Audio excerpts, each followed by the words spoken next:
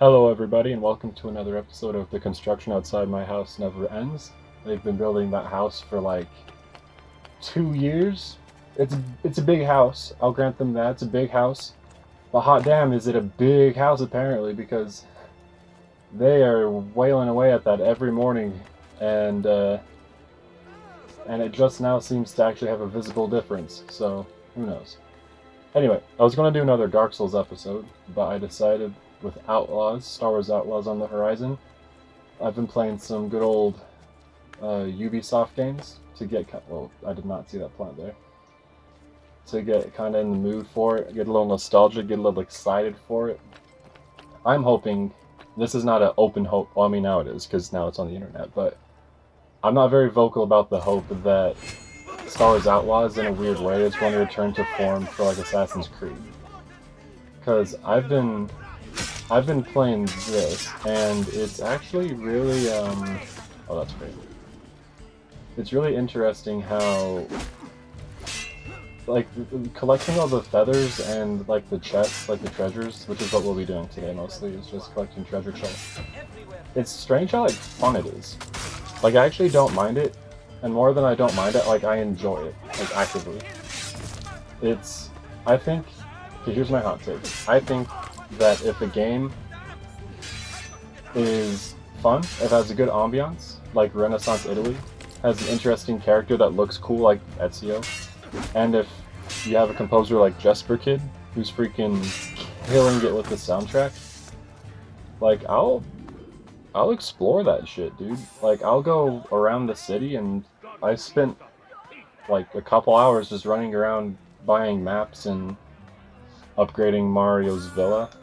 I think it's pretty fun. So, that being said, the game still needs to actually be fun, have good mechanics, that has to be like complete, although honestly back, I feel like when like these games were coming out, that wasn't nearly as much of an issue. Like, games would pretty much come out, and then you could just have them, and nothing was ever added, it was just, that's what you got.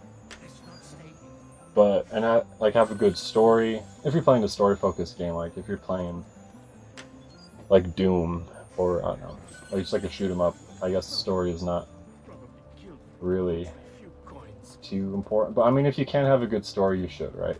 And especially in like an open world game, action adventure game, like the action and the adventure is fun, but you're going to keep people with a cool story and an interesting world. So Star Wars, I know, has an interesting world, and it seems like Star Wars Outlaws might have an interesting story. I'm hopeful for it, but I'm cautious. So we'll see. But I have hopes for it. I think it could be pretty fun, pretty cool. And like I said, I don't know why, but I just feel like in some like subtle ways that people may not pick up on like very quick right away. No, I probably won't. I'm not trying to say I'm like a messiah, like I'm Paul Atreides of Ubisoft, but I have a feeling that it's gonna be a return to form for the old Ubisoft Assassin's Creed games, and that everybody loves. So here's to hoping. I have little to no authority on. Oops. Nice. On Ubisoft, on games in general. You know, I'm just a fan. I am in no way professional about it, but we'll see. In the meantime, though, and you can see how good I am at them from that job. In the meantime, though, I think the older Assassin's Creed games are really good. Well, more or less. I think the first Assassin's Creed was a cool, you know, drop in the pond of games that were coming out at the time. And keep in mind that when Assassin's Creed came out, I was like 4. And when Assassin's Creed 2 came out, I was like 6, I think, if the yearage is right for that. So I didn't even play them till I was like 12 or something. Because also we just didn't have any consoles, and my parents didn't want me playing violent games, which, you know, fair enough. Um, but I feel like the first one was a cool kind of like, look, you have an open world that has stuff to do in it, people to fight. It's sandboxy, and the collectibles don't do jack shit, but they're there if you just want an excuse to run around and climb.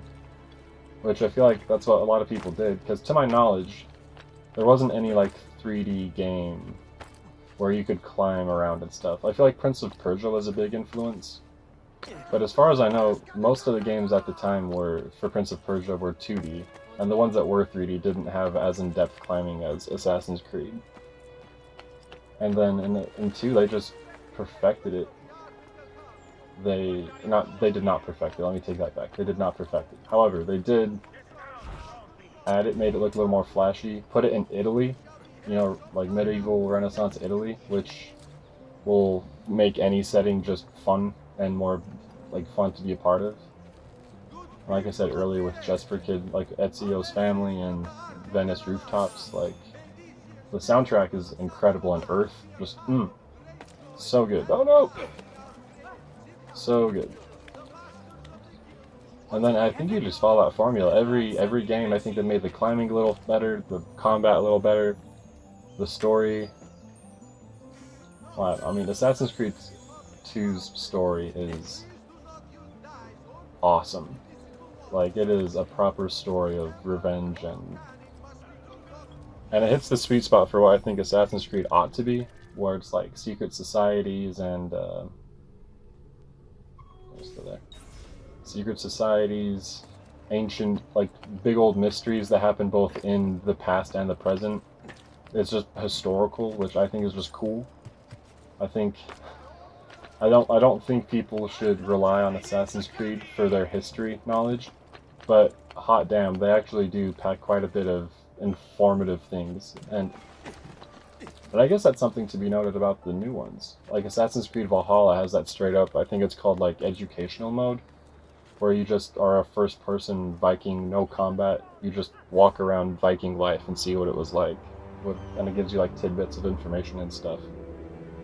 I think that's awesome, and I think being able to look, and and this is true not just for Assassin's Creed, but for any like historian or researcher or whatever. Like, no matter how history is presented, it's going to be biased one way or the other, whether it's a lot or a little. It's just we as people have biases, and when we regurgitate information, for better or for worse, our information will be biased to some degree. But I think it's cool that in the Assassin's Creed games, being able to play through like oh whoops, I'm an idiot. Well, maybe we can, yeah, okay. Being able to look at history through an unbiased pair of eyes, like someone that didn't actually exist but was there for all the major events in their era, and maybe in some ways even influenced it to fill in gaps that history doesn't have. That's just a really fucking cool idea. Like, that is just awesome. And I am all about that. I love that. So, I know, I think the game is definitely... I keep running back to this point to open the map. I don't know why. I don't know. Assassin's Creed was really something special. And growing up, like going through junior high, I know that like the Tobuscus literal videos of the Assassin's Creed things were huge. And I think sometimes even had more like... They were more popular than the actual trailers for the Assassin's Creed games, but I remember being in junior high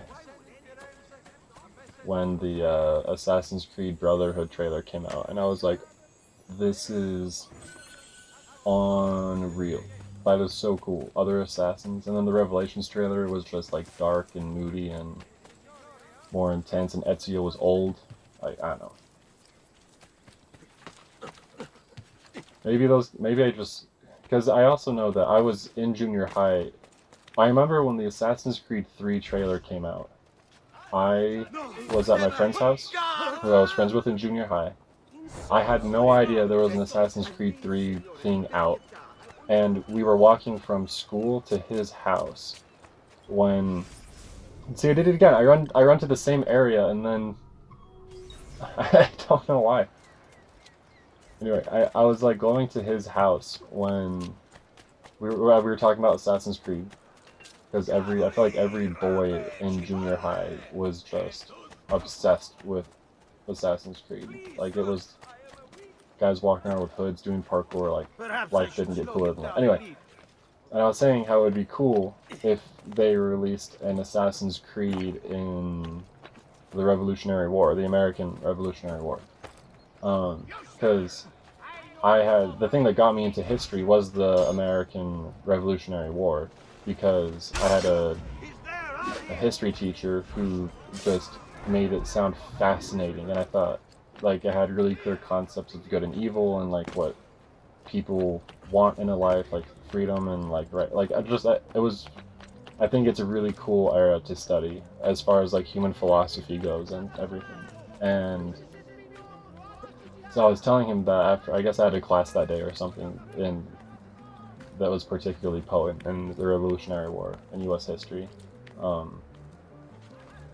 And then we went to his house, and and he just had we had the TV on in the background while we were talking and doing homework. And there was an eagle that came in over like a snowfield, and then you saw muskets, and I was like, oh wow, like a Revolutionary War game, like what are the odds? And then it freaking was an Assassin's Creed 3 trailer, and I don't want to take credit for anything, but you guys are welcome, because I manifested that hard, dude. We wouldn't have Assassin's Creed 3 if it wasn't for me, so you're welcome. I'm glad that Ubisoft was listening in and they got the message. And thanks to Assassin's Creed 3, we got Assassin's Creed Black Flag, which is one of the best games ever made as far as I'm concerned. That game is it. But I'm also kind of a pirate slut. And you can interpret that, I guess, however you want, because now that I say it out loud, it sounds a lot more... What? Sounds a lot more naughty than I meant, but... I don't know how you say I'm a slut for something without it. Like, if you say that, you're naughty. This is getting weird. I didn't mean for it to be like... See, like, playing Assassin's Creed 2, I think it's Assassin's Creed Brotherhood when comboing comes in, but after playing like 4 and Revelations and 3, you get really used to, after you kill a guy, just moving on to the next one. But in this one, it still was very like, just like one at a time, manage the group. Probably they will encourage you to run, but I think people enjoy fighting too much to run. And also, if you spend all this time to actually get to a place, you don't want to have to run from it. Which is something. I didn't mean to talk about Assassin's Creed so much. I was actually hoping to talk about Star Wars Outlaws, but there's still like 10 days, 9 days till Outlaws, so I'll make more videos and talk about Outlaws, but yeah, I forgot what I was talking about. What was I saying?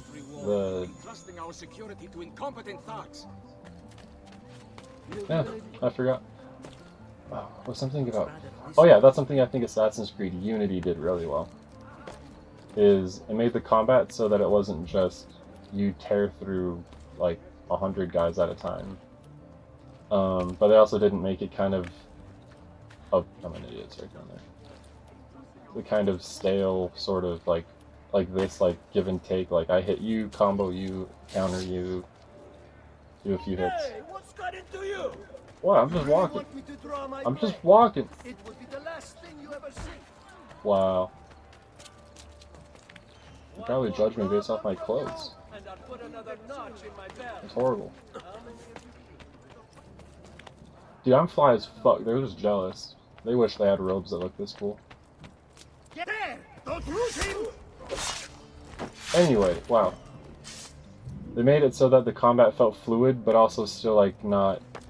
Like you had to manage the people you were fighting, but at the same time, it felt like quick and like you could kind of flow through the different people you were fighting and everything. It was really good. I liked Unity a lot.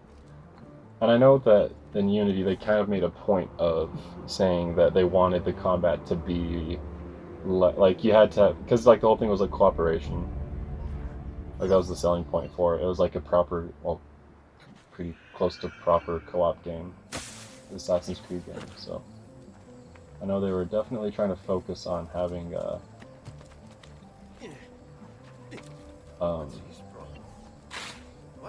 you like need pals to help you fight guys, and you can't just do it all yourself. So. But all right, we're chasing this guy. Can we knock him out? Don't kill me, sir. Please take my bag. I don't want to kill you. I'm just a messenger. I'm just a messenger. I don't think you can knock him out. Oh, well, he's going. I didn't try to do that, but I definitely didn't try to stop it. Let's see if he has any loot. Oh, that's cool. You can't loot him after you get him.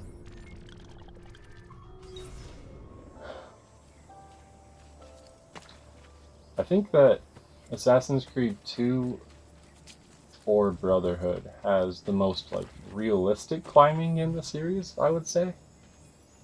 But Unity has the most fun. I think Revelations, because of the hook blade, is like the most realistic. Like my suspension of disbelief, like if a tool like that existed, I could see us being able to climb like that if someone was really well trained with it. I know I did that just to jump right off again. Wow. And Unity though, I don't know, dude, like that, it looks awesome and feels incredible, and I love it, and I have no issues with it. Well, I mean, I have as many issues with it as anybody has with climbing in any of the Assassin's Creed games, but it's my favorite climbing in all the games, I can say that for sure. But I wouldn't expect someone to be able to do that in real life, whereas like this one, I'm like, yeah, I could see that if someone had superb grip and just near superhuman strength. I could see it. I could see it.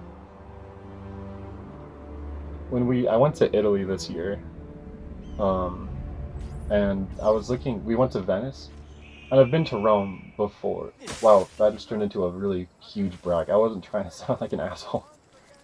Just, I've been to, some of the places that this game takes place in.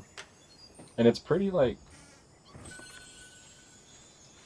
the buildings, because obviously growing up playing Assassin's Creed, you like keep an eye out for that kind of stuff while you're there. And some of the buildings, I was like, yeah, like those footholds or like handholds, like I could see someone climbing that without too much effort. Like they're pretty sturdy. Oh, I know about sturdy, but they're pretty solid. Like you could fit a freaking hand or foot into there. So I had no idea that so much time had passed already, so I'm going to grab this last chest, and then I'll probably end it there.